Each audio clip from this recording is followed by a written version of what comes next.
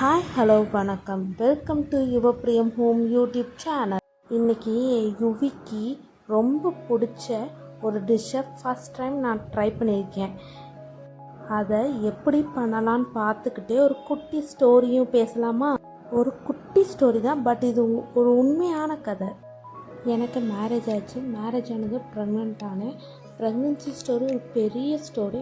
அது அவங்க யாருக்காச்சும் வேணும், என்னோடய எக்ஸ்பீரியன்ஸ் தெரிஞ்சுக்கிறோன்னு நினச்சிங்கன்னா கமெண்ட் பண்ணுங்கள். கண்டிப்பாக அந்த வீடியோ ரொம்ப பெரிய வீடியோ போகும். அதனால் பார்ட் 1, பார்ட் 2, பார்ட் 3 அந்த மாதிரி நம்ம பிரித்து போடலாம். கண்டிப்பாக இன் ஃப்யூச்சர் வீடியோஸில் நான் அதை உங்களுக்கு டீட்டெயிலாக சொல்கிறேன். நான் 3rd மந்த் இருக்கும்போதே ஹஸ்பண்ட் என்கிட்ட கேட்டார், நம்ம ஏதாச்சும் பிஸ்னஸ் ஸ்டார்ட் பண்ணலாமான்னு.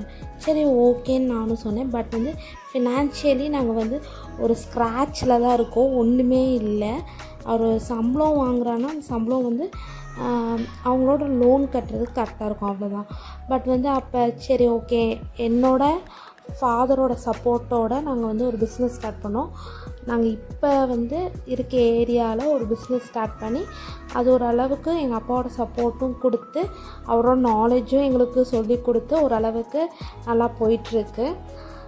அதில் ஃபஸ்ட்டு ஒரு ரெண்டல் ஹவுஸ் போய் ஒரு வீட்டில் ஃபஸ்ட்டு ஒரு 3 மந்த் பேபி பிறந்துச்சு. 3 மந்த் ஆச்சு. சரி நானும் ஒரு ஃபஸ்ட்டு ரெண்டல் ஹவுஸ் எடுத்து போகிறேன். ரெண்டல் ஹவுஸ் எனக்கு ஓகேவாக இருந்துச்சு. ரொம்ப சின்ன வீடு அது. ஆனால் பட் ஒரு ஓகே, ஒரு நல்ல மெமரபிளான ஒரு வீடாக இருக்கும் அப்படின்னு நினச்சி போனேன். பட் எனக்கு அங்கே நிறையா நெகட்டிவ் வைப்ரேஷன் இருக்க மாதிரி ஃபீல் ஆச்சு.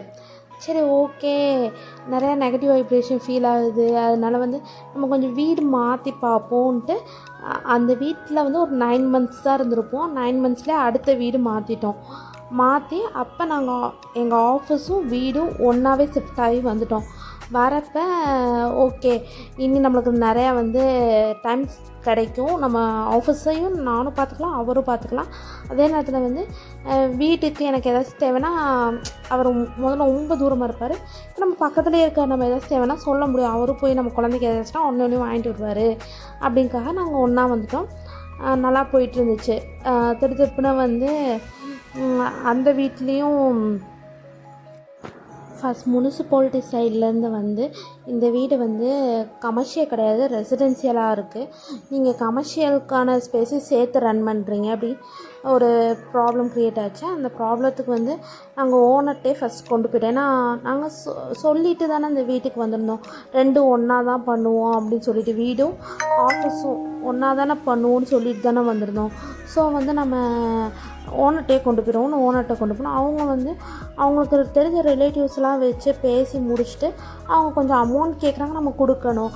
அமௌண்ட்னால் ஃபைன் அமௌண்ட் மாதிரி இல்லை, அதுக்கு பதிலாக வேறு வகையில் அவங்க எதிர்பார்த்தாங்க. அந்த அமௌண்ட்டை நம்ம கொடுக்கணும்னு சொன்னாங்க. நாங்கள் ஒரு ஸ்டார்ட் அப், எங்களால் இவ்வளோ அமௌண்ட் கொடுக்கவும் முடியாது.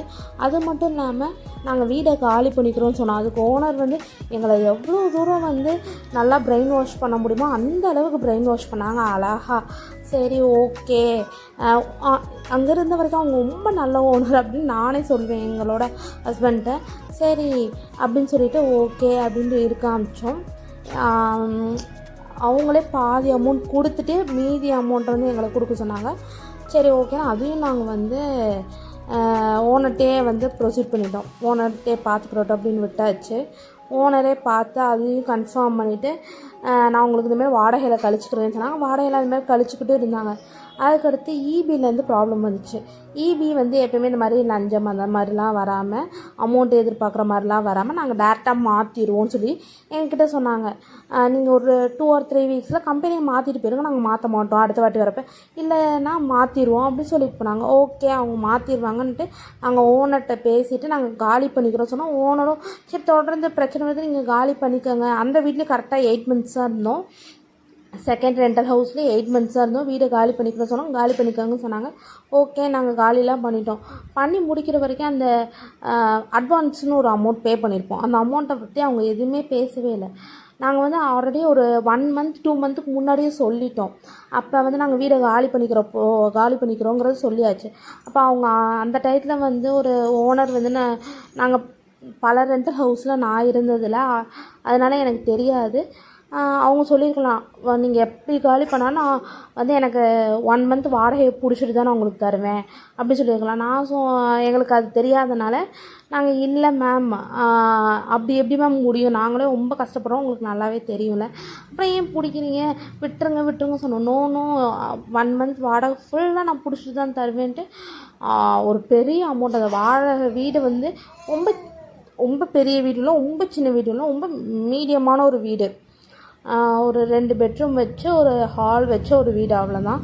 ஒரு கிச்சன் இருக்க மாதிரி ஒரு வீடு. பட் வந்து நல்ல ஏரியா, ஒரு மெயினான ஒரு ஏரியாவில் இருக்கக்கூடிய ஒரு வீடாக இருந்துச்சு. அவங்ககிட்ட வந்து திரும்பி போய் கேட்டப்போ அவங்க நான் வந்து உங்களுக்கு பெயிண்ட் அடிக்கிறது, அப்புறம் வீடு க்ளீன் பண்ணுறது எல்லாத்தையும் பில்லோடு அனுப்புகிறேன், நீங்களே பார்த்துட்டு சொல்லுங்கள் இவ்வளோ ஆகும் அப்படின்னு சொல்லியிருந்தாங்க. சரி, நாங்களும் ஒரு அட்வான்ஸில் அவங்க பிடிச்சிட்டாங்க. ஆல்ரெடி 27 கிட்ட 28 கிட்ட ஒரு 30,000 கிட்ட அமௌண்ட்டை பிடிச்சிட்டு தான் எங்களுக்கு சென்ட் பண்ணாங்களே. சென்ட் பண்ண அமௌண்ட்டு போக நான் வந்து வந்த பிறகு இங்கே பில்லெல்லாம் கொஞ்சம் அனுப்புங்க மேம் அப்படி சொல்லி கால் பண்ணியிருந்தப்ப நான் வந்து 3rd ஒரு வீட்டுக்கு ரெண்டல் பேசி வந்துட்டேன். வந்த பிறகு நீங்கள் பில்லெல்லாம் கொஞ்சம் அனுப்புங்க மேம்னு கால் பண்ணியிருப்பேன். நீங்கள் கொடுத்துட்டு போனதே எனக்கு பத்தலை அப்படி சொல்லிட்டேன். மொத்தம் ஒரு நார்மலான ஒரு வீட்டுக்கு பெயிண்ட் அடித்து வீடை ஃபுல்லாக வாஷ் பண்ணி கொடுத்துட்டு தான் வந்தோம். ஸோ வாஷிங் வேலை எதுவும் பெருசாக இல்லை. வீட்டில் என்னென்ன இருந்துச்சோ அதெல்லாம் அப்படியே யூஸே பண்ணல அதிகமாக, அது எல்லாமே அப்படியே இருக்குது. பெயிண்ட்டு வந்து அவங்க சொன்னபடியாக பார்த்தா ஒரு 2 ரூமுக்கு தான் அடிப்பேன்னு சொன்னாங்க. ஏன்னா நாங்கள் எல்லாமே ஆஃபீஸ் பர்பஸ்னால எதுவுமே யூஸ் பண்ணலை. ஒரு பெட்ரூமை மட்டும் தான் ஃபுல்லாக யூஸ் பண்ணியிருந்தேன். அந்த ரூமுக்கு மட்டும் பெயிண்ட் அடிப்பேன். ப்ளஸ் கிச்சன் நல்லா இருக்குது. கிச்சனை எப்போயுமே நான் தொடச்சிட்டே இருப்பேன், க்ளீனாக வச்சுக்கிட்டே இருப்பேன். ஆனால் கிச்சன் நல்லா இருக்குது.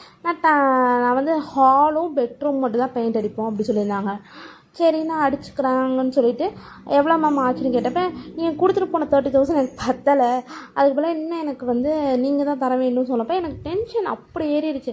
அது எப்படி 30,000 பத்தலைன்னு சொல்கிறாங்க. நாங்கள் வந்து ரொம்ப சின்ன பசங்களால எங்களை ஏமாத்துறாங்களான்னு எனக்கு ஒரு இது வந்து நான் அவங்கள்ட்ட வந்து கேட்டேன், மேம் இவ்வளோ சின்ன பசங்களால ஏமாத்துறீங்களா? நோ நீங்கள் எல்லாத்தையும் பில்லோடு அனுப்புங்க, நாங்கள் அனுப்புகிறோம். பில் நோன்னு அவங்களும் பில் அனுப்ப மாட்டாமல் எக்ஸ்ட்ரா பேசிக்கிட்டே இருந்தாங்க. அப்போ எனக்கு புரிஞ்சிருச்சு, சரி இவங்க வந்து பில்லை அனுப்பவும் மாட்டுறாங்க. நான் வந்து அப்பயே கேட்குறேன், மேம் நாங்கள் அப்பயே வந்து வீடை காலி பண்ணிக்கிறோன்னு சொன்னோம்ல, நீங்கள் ஏன் மேம் விடாமல் இவ்வளோ நாள் இழுத்தடிச்சிட்டு திரும்பியும் இப்போ வந்து இவ்வளோ செலவே எக்ஸ்ட்ரா கொடுக்குறீங்க அப்படின்னு கேட்டப்ப நோ பில்லெல்லாம் வந்து நான் ஃப்யூச்சரில் உங்களுக்கு கொடுக்குறேன் அப்படி சொன்னாங்க. பட்டு அந்த வீடை விட்டு வந்து இப்போது 2 மந்த்ஸ் கிட்ட ஆக போகுது. 2 மந்த்ஸாக இது வரைக்கும் எந்த பில்லும் சென்ட் பண்ணல. பட் அதனால நான் கோவம் வந்து அவங்கள வந்து நல்லாவே கேட்டு விட்டுட்டேன், மேம் நீங்கள் சின்ன பசங்களால தான் ஏமாத்துறீங்க, எனக்கு கன்ஃபார்மாக அது மட்டும் தெரியுது. ரொம்ப சின்ன பசங்கனால நீங்கள் எவ்வளோ வேணால் வாங்கிடலாம், கொடுத்துட்டு போயிடுவாங்க. அந்த டயத்தில் நான் அங்கேயே நின்று பேசலாம்னு சொன்னப்போ கூட எங்கள் யுவி வந்து என்ன சொன்னால், வேணாம் பிரியா வா நம்ம போயிடலாம், நம்ம வந்து பேச வேணாம் வா, இதெல்லாம் வந்து டீசெண்டாக இருக்காது அப்படி சொல்லி கூப்பிட்டு வந்துட்டார். நான் சொன்னேன், நம்மளும் சம்பாதிக்கிறோம், ரொம்ப கஷ்டப்பட்டு சம்பாதிக்கிறோம், அந்த அமௌண்ட் ஒரு இடத்துல விட்டுட்டு வரக்கூடாதுல்ல, நம்ம வந்து அந்த இடத்துல நின்று பேசியிருக்கலாம்ல அப்படின்னு நான் கேட்டேன்.